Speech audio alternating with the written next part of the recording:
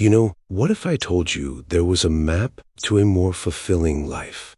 A single beautiful word from Japan that could totally change the way you see, well, everything. That concept is called Ikigai, and today we're going to unfold what it's all about. It's the big one, isn't it? It's a question we all ask ourselves at some point. What are we really doing here? That question, that deep-seated need for an answer, is the very heart of what we're exploring today. This quote actually comes from a really powerful story. Picture this. A Japanese woman falls into a coma, and while she's unconscious, she keeps hearing this voice asking her, "Who are you?" She answers with all her roles. I'm a mother, I'm a teacher, but the voice just keeps repeating, "That is what you do, but who are you?" So when she finally woke up, it hit her. She had spent her entire life defined by her roles, by what she did. But she never really understood her core self. Her new mission, her new purpose, became a search for her reason to be alive. And this is what the Japanese call Ikigai. So what is Ikigai really? Well, put simply, it's your reason for being. It's the thing that gets you out of bed in the morning, with energy, with excitement. It's not about money or fame. It's that quiet, steady inner voice that just says, yeah, this is why I'm here. Okay, so how do we find this reason? Well, the Ikigai framework gives us a kind of map, and it all starts with 4 essential questions you ask yourself. And these aren't questions you just answer in 5 minutes. You really have to sit with them, reflect on them, and just let your real self start to come out. The first question is maybe the most important. What makes your heart feel alive? Seriously, what gives you energy instead of draining it? This has nothing to do with what makes money or what looks good on a resume. It's about what makes you genuinely, deeply happy. Maybe it's cooking, or writing, or just making someone laugh. Next up, what are you naturally good at? Now, don't get intimidated. This doesn't have to be some world-class genius-level talent. It could be that you're just a fantastic listener, or you organize things beautifully, or maybe you have a knack for fixing things. Just think about what your friends and family often thank you for. The third piece of this puzzle is about looking outward. How can you help? And again, this isn't about saving the entire planet single-handedly.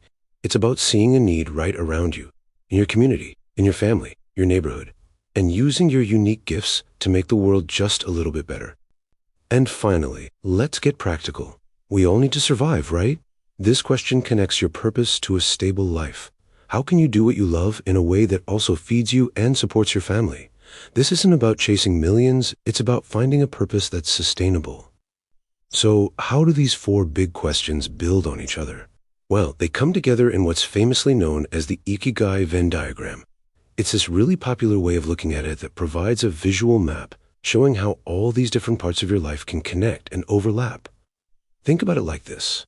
When just 2 circles overlap, you find really important things like your passion or your profession. For instance, if you do what you're good at and you get paid for it, that's a profession. But you might feel empty if you don't actually love it. Or if you do what you love and what the world needs, that's a mission. But you could burn out if you can't get paid for it. See how it works? The real magic happens right in the center, that sweet spot, where what you love, what you're good at, what the world needs, and what you can be paid for all intersect. That is your Ikigai. It's where you find this deep, incredible sense of balance, purpose, and real joy. Now, this isn't just a theory. Let's look at a place where people are literally living this every single day. Okinawa, Japan. It's known as a village of longevity, a place where people live exceptionally long, healthy, and happy lives. And their secret? It isn't just about diet. It's a whole lifestyle that's built around Ikigai.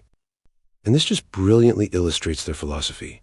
They practice something called hara hachibu, which means eating until you're just 80% full.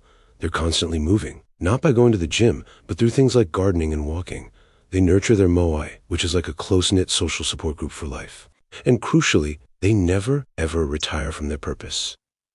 This quote from an Okinawan elder just says it all, doesn't it? The idea isn't to live forever, but to live fully for as long as you possibly can. Their sense of purpose keeps their body and their spirit going long after many of us would have just stopped.